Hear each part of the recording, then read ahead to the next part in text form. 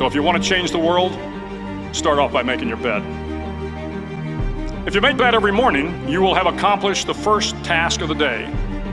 It will give you a small sense of pride, and it will encourage you to do another task, and another, and another. And by the end of the day, that one task completed will have turned into many tasks completed.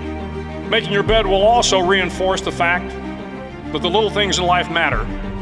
If you can't do the little things right, you'll never be able to do the big things right. And if by chance you have a miserable day, you will come home to a bed that is made, that you made. And a made bed gives you encouragement that tomorrow will be better. To pass SEAL training, there are a series of long swims that must be completed. One is the night swim. Before the swim, the instructors joyfully brief the students on all the species of sharks that inhabit the waters off San Clemente. They assure you, however, that no student has ever been eaten by a shark, at least not that they can remember. But you are also taught that if a shark begins to circle your position, stand your ground. Do not swim away. Do not act afraid. And if the shark, hungry for a midnight snack, darts towards you, then summons up all your strength and punch him in the snout, and he will turn and swim away.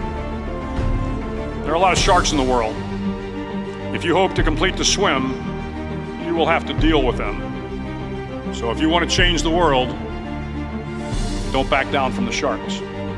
Over a few weeks of difficult training, my SEAL class, which started with 150 men, was down to just 42. There were now 6 boat crews of 7 men each. I was in the boat with the tall guys, but the best boat crew we had was made up of the little guys, the Munchkin crew, we called them. No one was over 5'5". The Munchkin boat crew had 1 American Indian, 1 African American, 1 Polish American, 1 Greek American, 1 Italian American, and 2 tough kids from the Midwest. They out-paddled, outran, and outswam all the other boat crews. The big men in the other boat crews would always make good-natured fun of the tiny little flippers the Munchkins put on their tiny little feet prior to every swim. But somehow these little guys from every corner of the nation and the world always had the last laugh, swimming faster than everyone and reaching the shore long before the rest of us. SEAL training was a great equalizer. Nothing mattered but your will to succeed, not your color, not your ethnic background, not your education, not your social status. If you want to change the world, measure a person by the size of their heart, not by the size of their flippers. The 9th week of training is referred to as Hell Week. It is 6 days of no sleep, constant physical and mental harassment, and 1 special day at the Mud Flats. The Mud Flats are an area between San Diego and Tijuana where the water runs off and creates the Tijuana Sloughs, a swampy patch of terrain where the mud will engulf you. It is on Wednesday of Hell Week that you paddle down to the Mud Flats and spend the next 15 hours trying to survive the freezing cold, the howling wind, and the incessant pressure to quit from the instructors. As the sun began to set that Wednesday evening, my training class, having committed some egregious infraction of the rules, was ordered into the mud.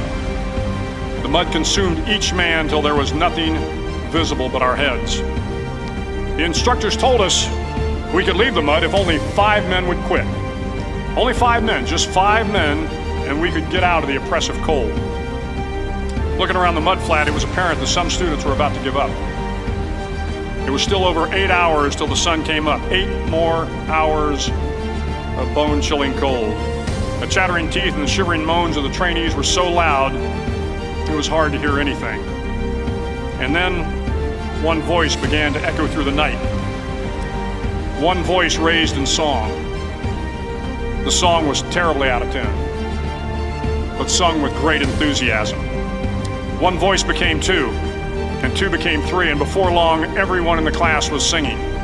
The instructors threatened us with more time in the mud if we kept up the singing, but the singing persisted, and somehow the mud seemed a little warmer, and the wind a little tamer, and the dawn not so far away. If I have learned anything in my time traveling the world, it is the power of hope. The power of one person, a Washington, a Lincoln, King, Mandela, and even a young girl from Pakistan, Malala. One person can change the world by giving people hope. So if you want to change the world, start each day with a task completed. Find someone to help you through life. Respect everyone. Know that life is not fair and that you will fail often. But if you take some risks, step up when the times are the toughest, face down the bullies, lift up the downtrodden, and never ever give up. If you do these things, the next generation and the generations that follow will live in a world far better than the one we have today. And what started here will indeed have changed the world for the better.